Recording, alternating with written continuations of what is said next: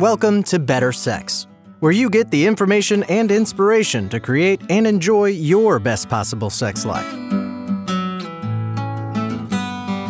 Join your host, sex therapist Jessa Zimmerman, as she brings you expert guests, helpful tips, knowledge, and strategies to improve your intimate relationships.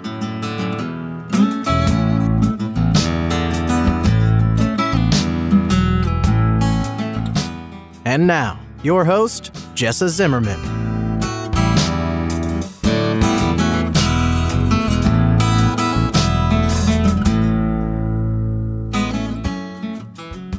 Hey everybody, welcome back to another episode of the Better Sex Podcast. This is Jessa, and I am delighted that you are here. Talking about something today that, believe it or not, is really near and dear to my heart, even though this is not personal for me. I see this in my work, and I have these conversations, and I just find it kind of heartbreaking, really. The conversation is about the pressures that are on men. And disclaimer right off the bat, that's a bit of a generalization, right? What even defines being a man and the kind of cultural expectations we have are generalizations. And, certainly there are exceptions and there's a spectrum of gender and all this stuff. But for today, we're going to sort of make it a little bit generalized and talk about the kinds of cultural, societal pressures and expectations that complicate sex and relationships for men, because they're real. I mean, I really think there are some things that are different about the way men are socialized and the expectations that are put on them. And it shows up in sex therapy. It shows up in their sex life. It shows up in their relationships. And people are struggling with some of this. And I wish they weren't. I mean, I wish those pressures weren't there. I wish our expectations were more realistic. I'd like to put a dent in this and create a little bit of freedom and flexibility for people around how they show up in their sexual expression. So that's the goal today. My guest is Allan, who I have had on the show before. I've been on his podcast. We always sort of end up with a little bit less of an interview and more like a chat among colleagues here. But I think it was wonderful to get his perspective, both as a professional and as a man, about the kinds of pressures that are put on men and how they respond to them. And especially, what they can do to kind of free that up. So I hope you enjoy the show.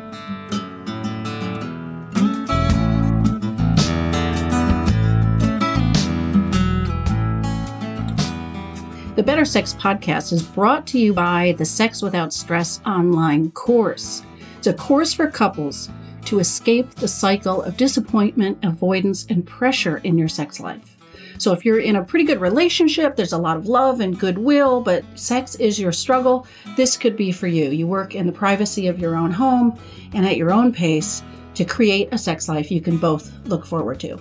If you want to learn more, go to sexwithoutstress.com/program.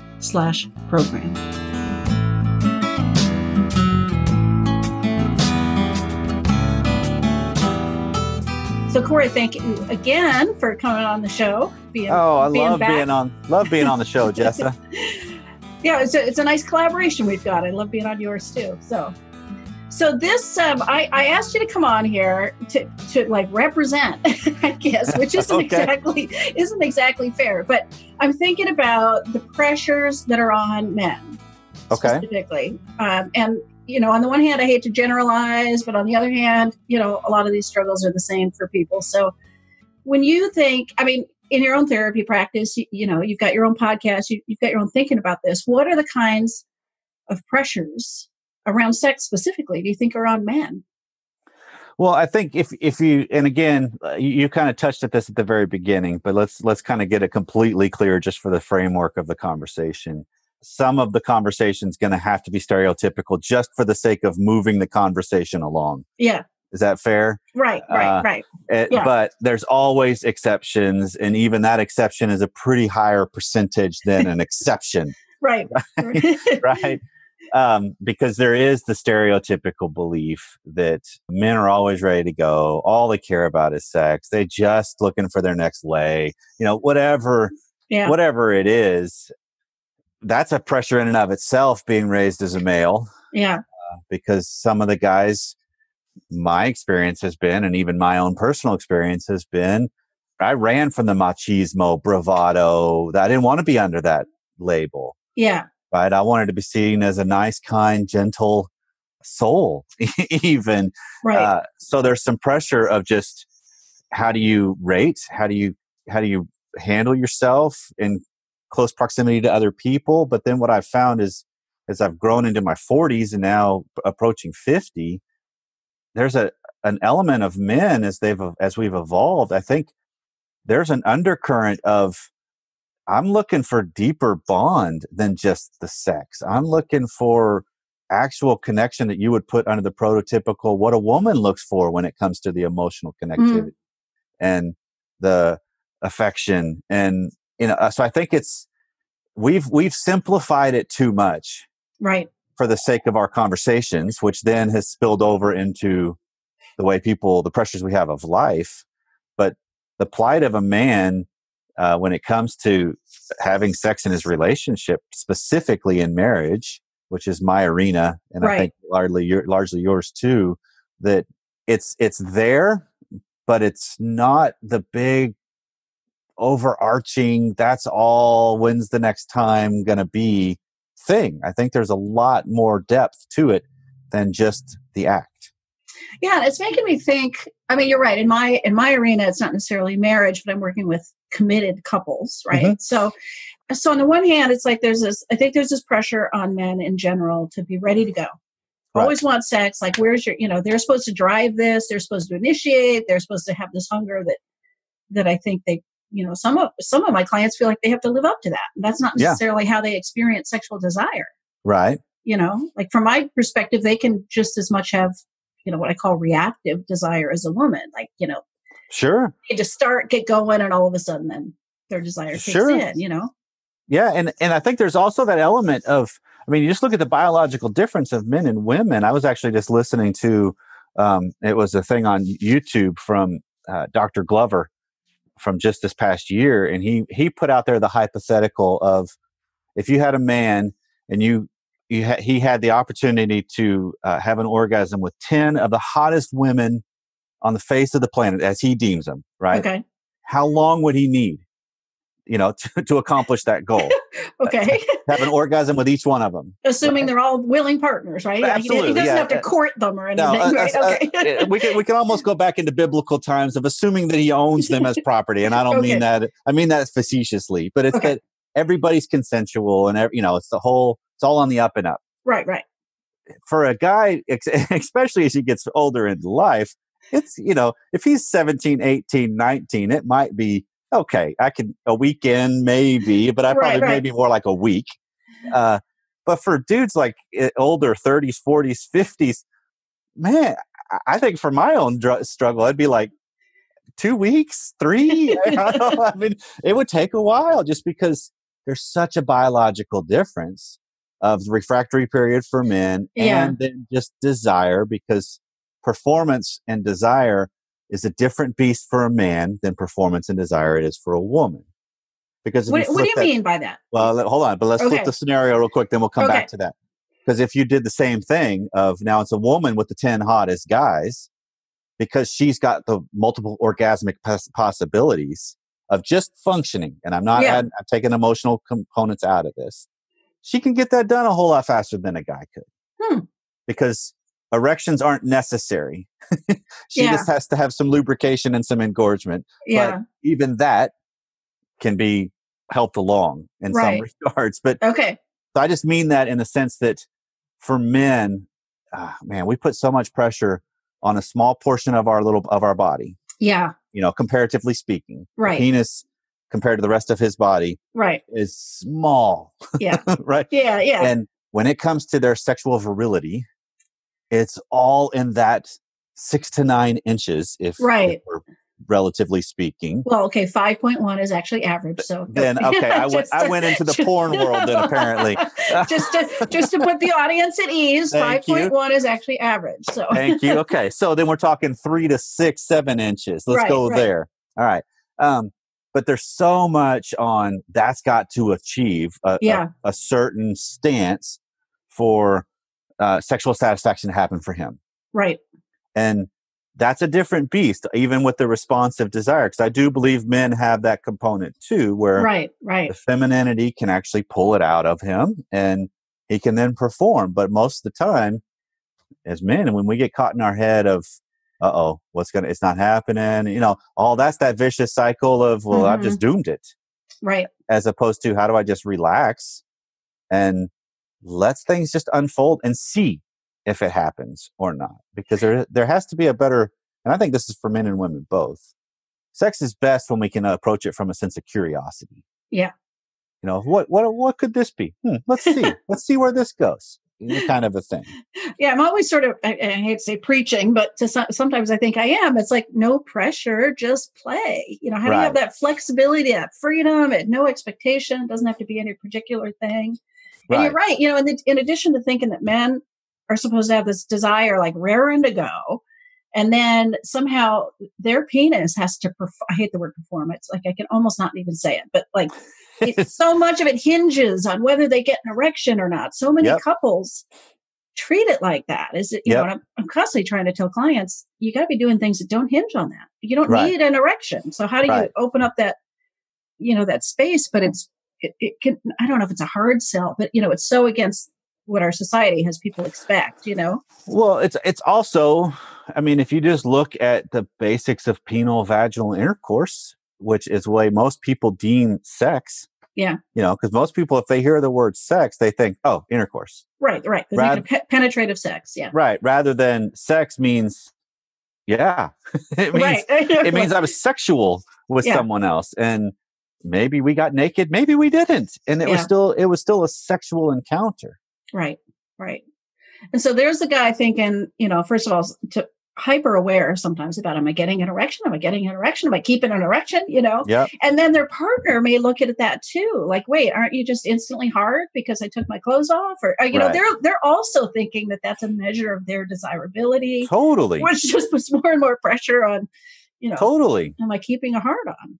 Totally. And if he can't, then what's wrong with me? It's because gravity, it's because age, it's because whatever societal factor I've taken to the bank as this is what makes me totally sexy. Right. Rather than, how's the whole picture?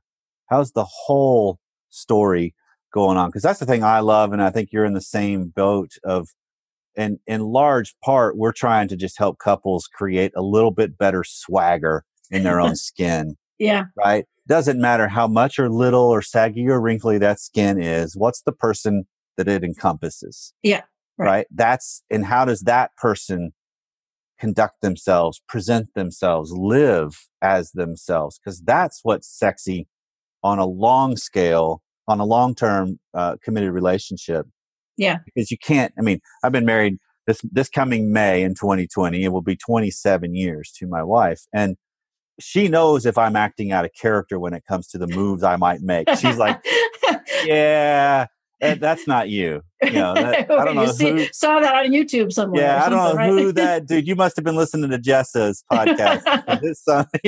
But it's just, there's something, that's just kind of like, okay, because she knows it's not just a physical specimen in that sense, right? It's a person. And that's what makes sex really, really good.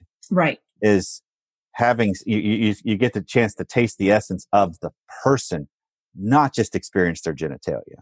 Right. And so back to where you were saying, men who want more of an emotional connection, they want more of that context, like it makes sense that they may not be interested in sex or aroused or something if some of those things are off, where we think, oh, they have an opportunity, they should be ready to go. Right. And this is the stuff that I have found in the work I've been doing with a lot of men and some of the mastermind groups and just clients I've had, where when we can start touching on this, there's a lot of this. Yes, that's what, because they're not quite sure how to frame it because it's a framework that's kind of, it feels antithetical to masculinity.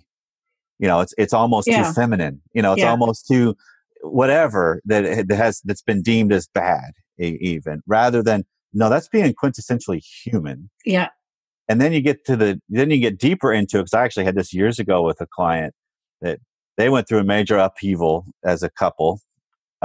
and it really put things real precarious on was the relationship going to survive. Mm-hmm. But at some point during that, something clicked in both of them of like, no, I'm going to make the most out of this life and this marriage because we got too much at stake.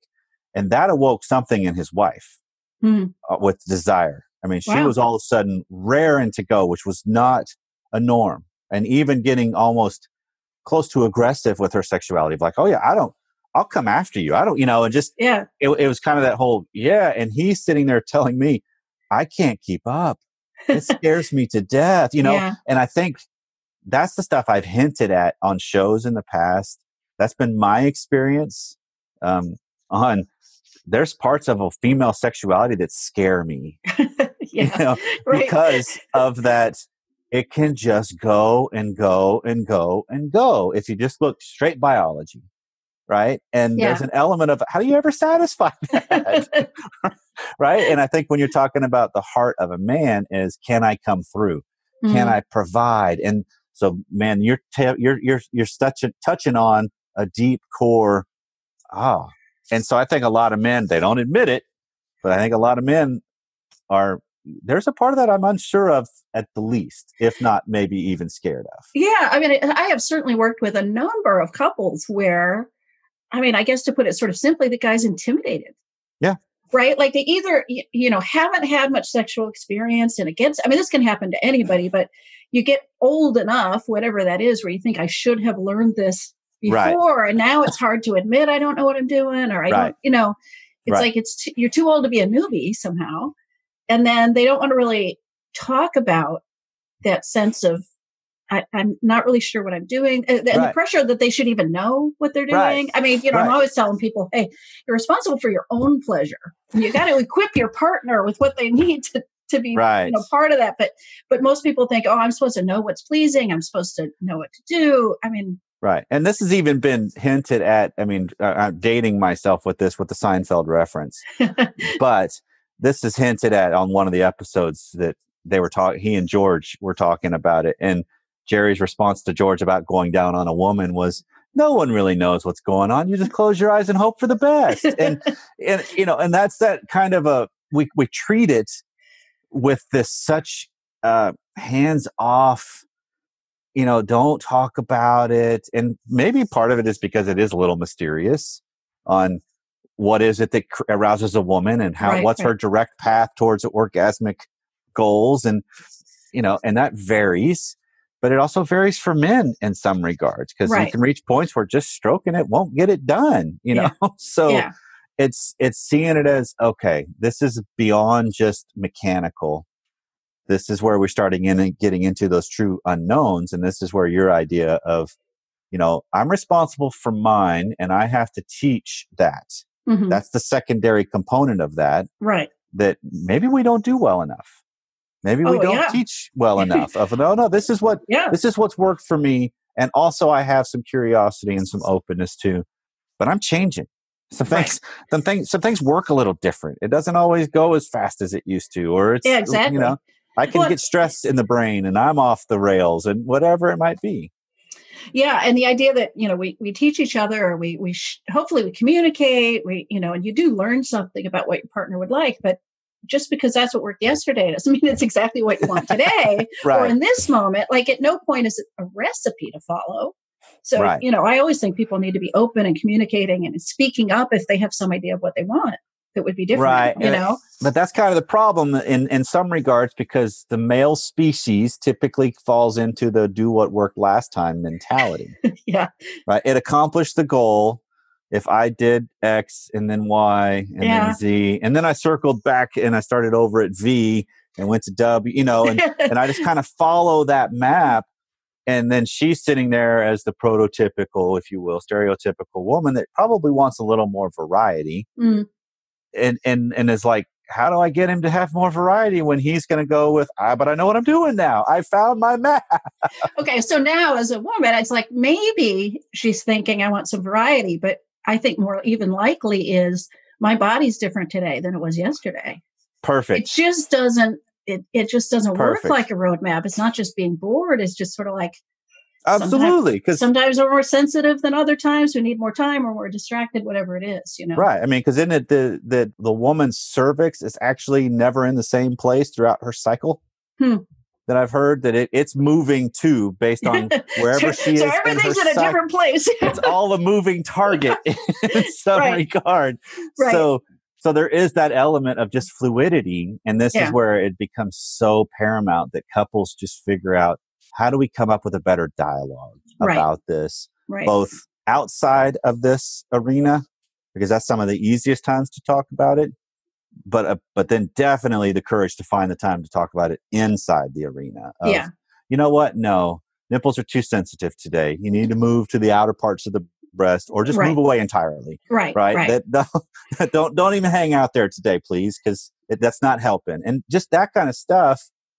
And then learning, because I mean, I'm assuming you'll agree completely with this, that I have a belief that great sex happens between two people that recover well.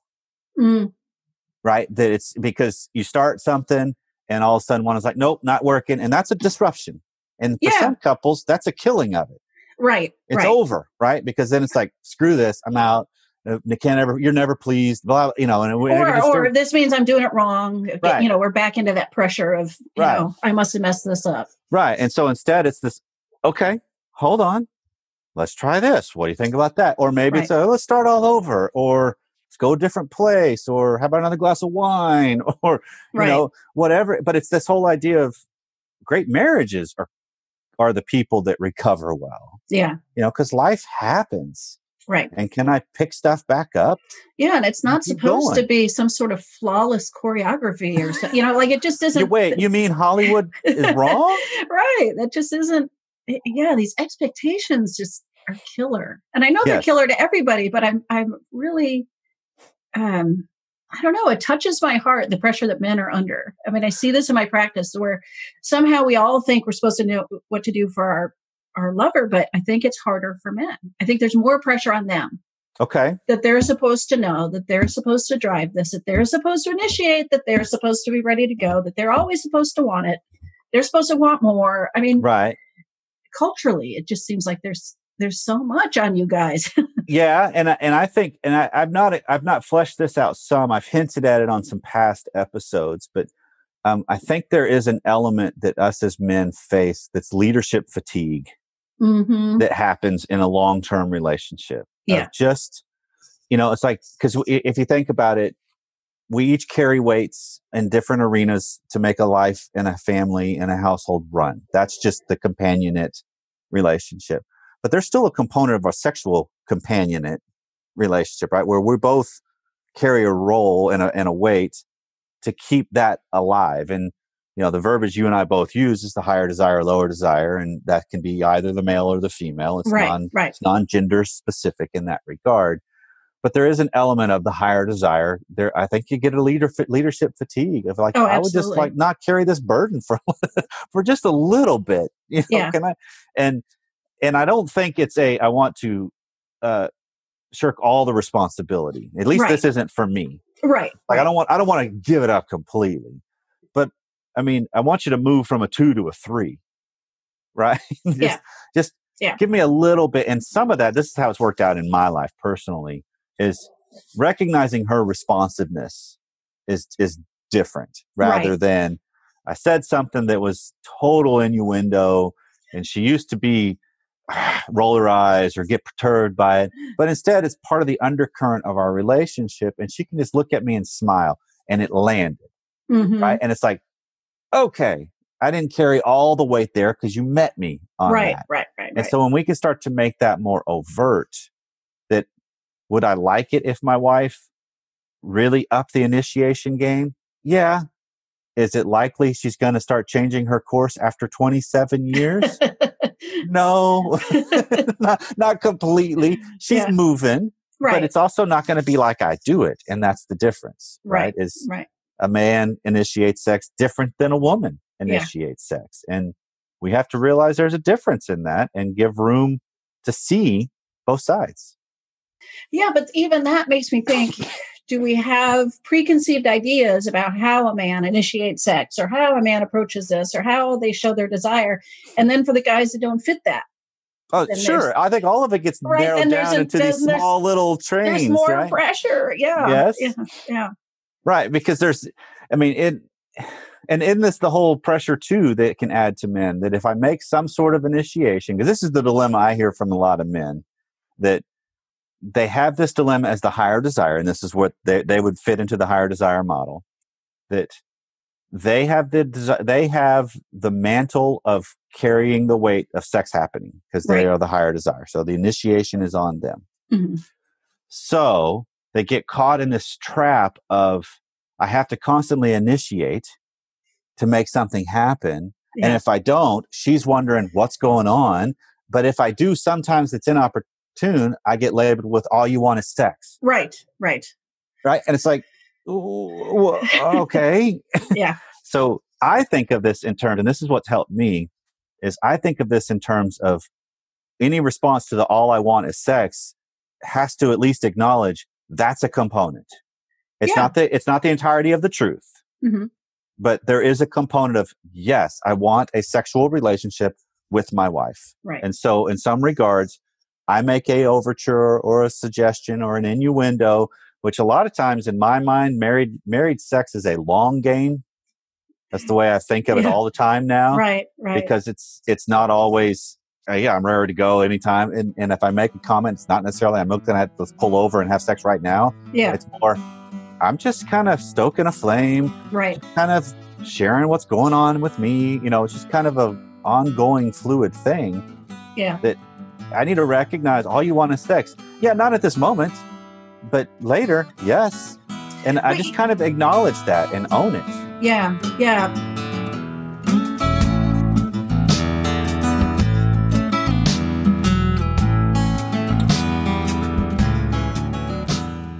Hey, this is Jess. I'm just taking a quick break, and I want to make sure you know about the guide I wrote about how to talk to your partner about sexual concerns. This comes up a lot in my practice. People have struggles, and it takes them so long to bring it up with their partner. They're afraid that conversation is going to go badly. Their partner's going to be upset. The partner's going to be defensive, or they just don't know how to talk about sex and sexual problems. Common problem. So I wrote this guide that really helps you address this. It helps you prepare for the conversation, how to introduce the conversation, and then tips about how to actually get through the conversation so that you can change things with your partner as a team. If you are interested in this guide, you can find it at bettersexpodcast.com/guide. Again, bettersexpodcast.com/guide. Happy to send it to you.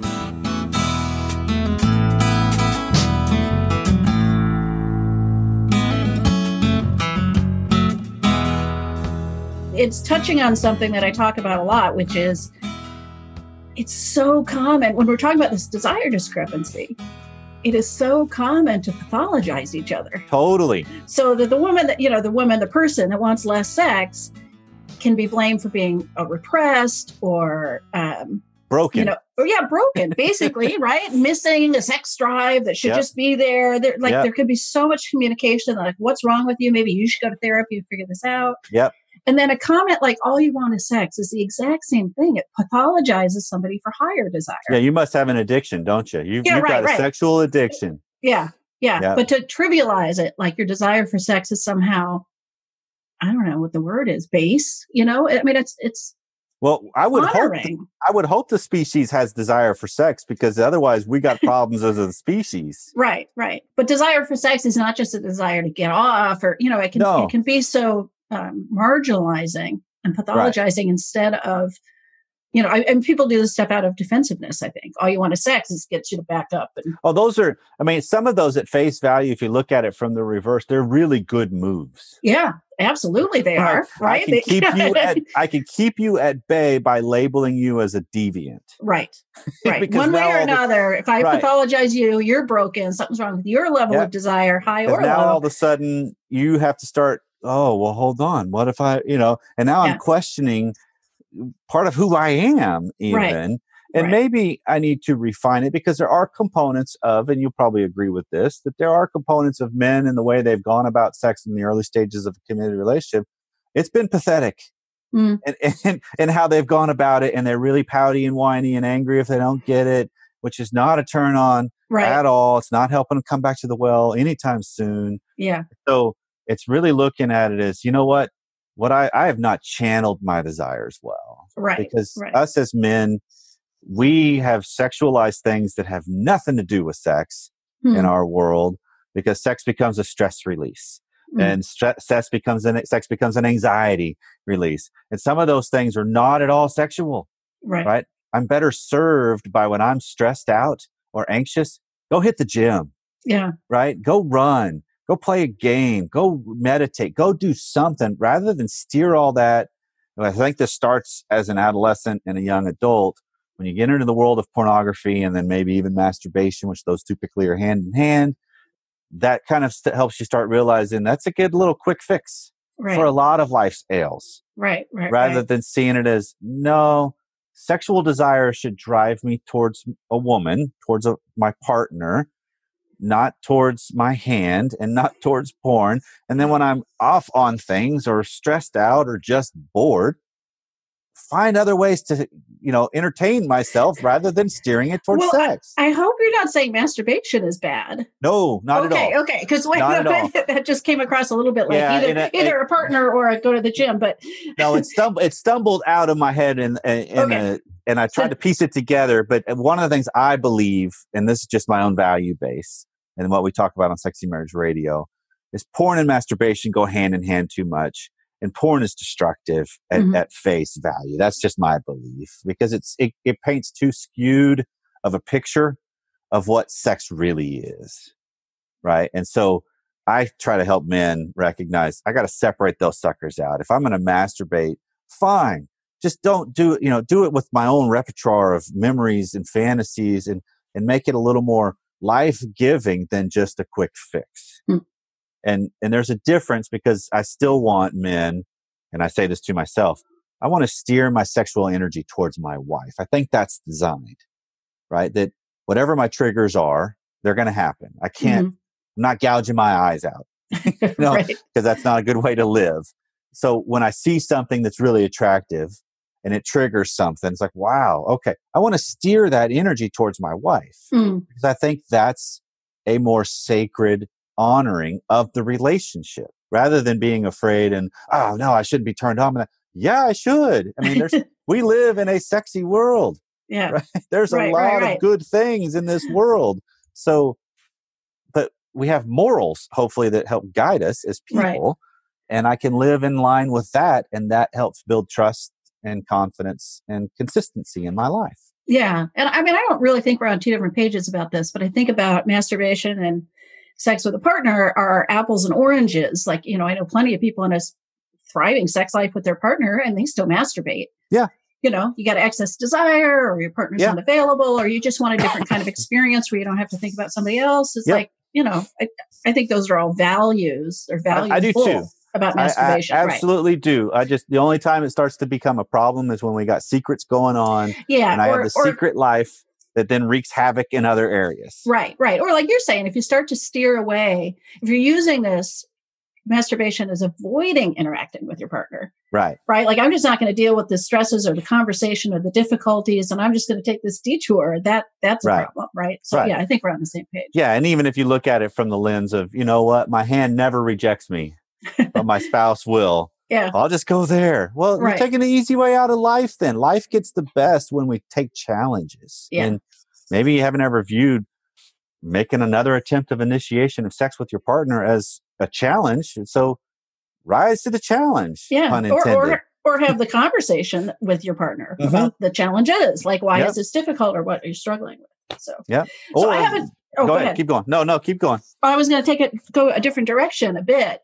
One other thing that strikes me about the challenge on men is I'll hear from clients, they've been raised with a mom and sisters. They consider themselves feminists. They, very aware. They do not want any of this, air quotes here, this toxic masculinity.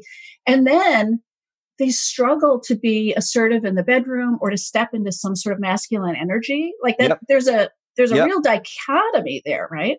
Yes, indeed. It's huge because there's actually, and that's actually Dr. Glover's No More Mr. Nice Guy's premise, right? Of that there's a whole generation of men raised by women with this undercurrent of men are bad. And yeah, and I mean, I don't know that women are always trying to communicate that. But, well, no, I don't. Right. I don't think it was overtly communicated. Yeah. But I think there was a lot of wrong done because look at society. Go through history. That if you go way back, women were property. Yeah. And that's a total disrespectful disservice. Hit of a human being, right, and who they are. And so as women have finally, and they still haven't reached the level of equal power. And I don't know if on societal level, if they're of equal power, but equal individual, absolutely. Mm-hmm. Rights as a person, absolutely. So as they've kind of gained more power and more voice, it has put it to where the men are like, uh-oh, what's wrong with me? What have I done? And now I'm kind of watching out for my own kind that have done really bad things. Right, right. And how do you step into masculine energy? And I sort of believe all of us have feminine energy, masculine energy. Totally agree. But the masculine energy has been a little bit villainized or something, or right. men who are trying to be sensitive and super conscious about consent, of course, and so careful. And then this is constraining them. Right. In their sexual relationship with a partner who consents, who wants to, Right. And then, but then you still get to this point where I think at face value, when you get into a male-female marriage, I think a lot of times what a wife wants to be is a good first officer. She does not want to be the captain. Right. I think what's problems with a lot of marriages is the men have given up the captain chair and she's going to take it because someone's got to be in it. And so there's an element of men need to step into I term it more solidness, that masculinity is absolutely part of it. I completely agree that we both have masculine and feminine within us. And how do we get in touch so we have a harmony with both? Because I don't believe in a balance. There's moments of that. But yeah, it's a moving I'm more one than the other most of the time. But how do I just bring both into line and I start recognizing what is it that stirs the deep parts of me, that makes me come alive, that makes me vibrant, that steers my life? Because, both men and women are vital for existence. Yeah. For high functioning life, for high functioning societies, and for the world. And so how do we each play our parts really, really well, rather than this androgynous, there's no difference between us. And there's no, no, there is. So let's all play our strength to our strengths and recognize that men need to just capture the essence of being good men, the chivalrous idea, the service, the soldiering, the caring for because I know in my marriage, if someone busts into my house in the middle of the night, my wife is not the one that wants to go meet them. Right? She's expecting me to do that. Yeah. And that's fine. That's my role, right? Because physically speaking, I'm stronger than she is. And so I need to be the one that kind of has taken that hit of like, yep, I'll lay down my life for you guys. That's fine. And it's just seeing it as that's the idea of us. The word comes to mind of playing our role, but it's so much more than that, right? Of just, it's being who we are. It's being what makes us really tick, because some guys that really enhancing their masculine, it's not machismo. Right. It's just a solid, defined, I see them. And I think a lot of men have really hidden more than just be visible. Yeah. Yeah. And we need to be visible as we are, as and it's not just the whole bravado, I'm always raring to go. It's just visible of like, you know what, honey? I'm not interested in a move tonight. I'd rather do this instead. And that's just being visible. That's just bringing myself to bear. Right. So what do you say to men who are uncomfortable with their own sexual desires, or that sense of, I don't know, if they have to keep their desire tamped down? To me, the sense I get is there are people that are afraid of it or uncomfortable with it, so they keep it kind of locked up. Right. And then that's in the way, right? That's in the way of their sex life with their partner. Often their partner would like to experience this part of themselves too, but it's right.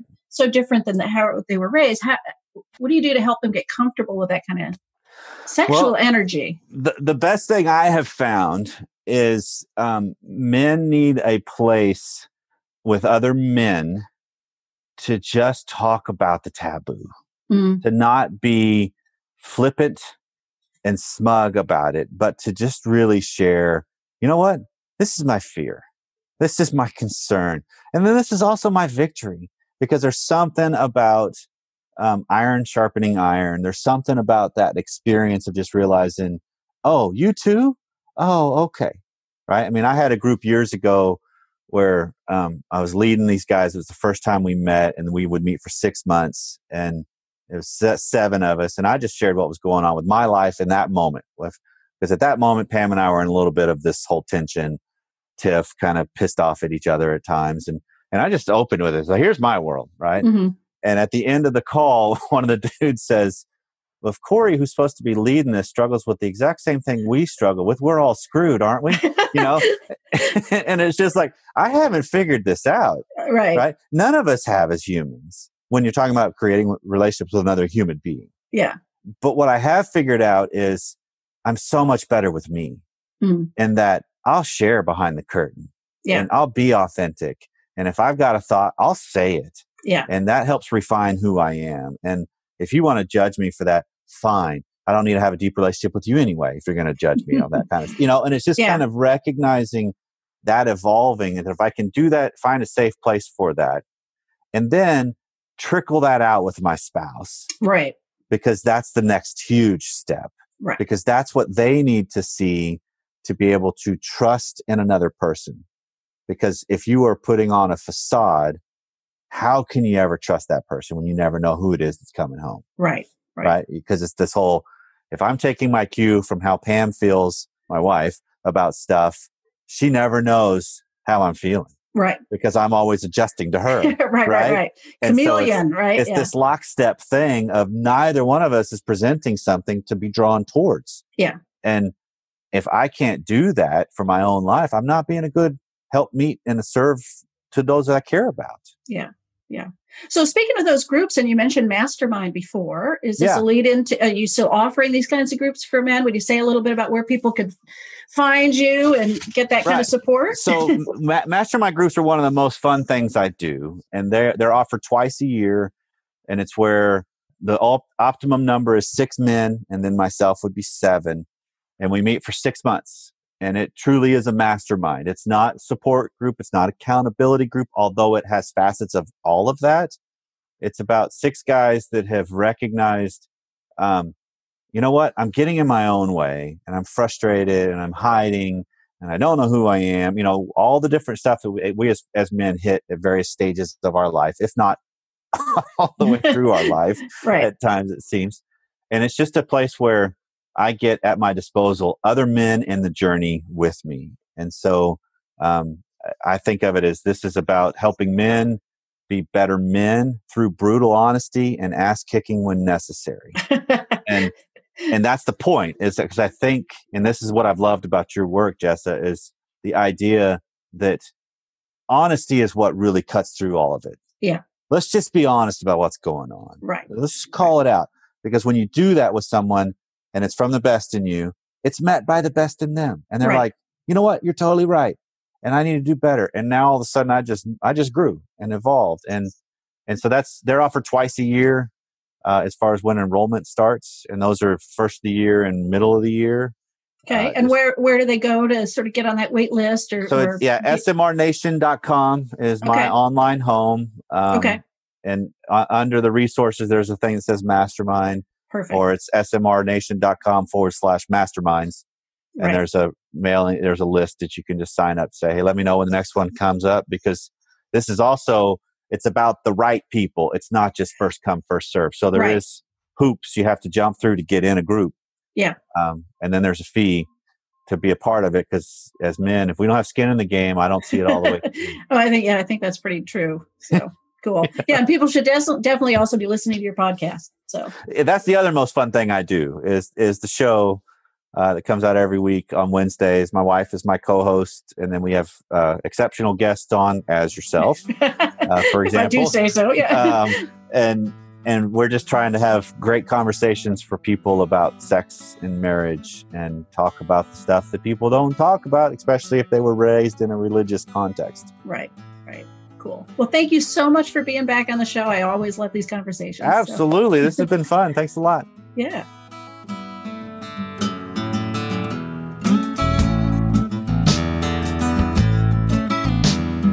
You've been listening to Better Sex. Please visit our website, bettersexpodcast.com, for show notes and additional episodes.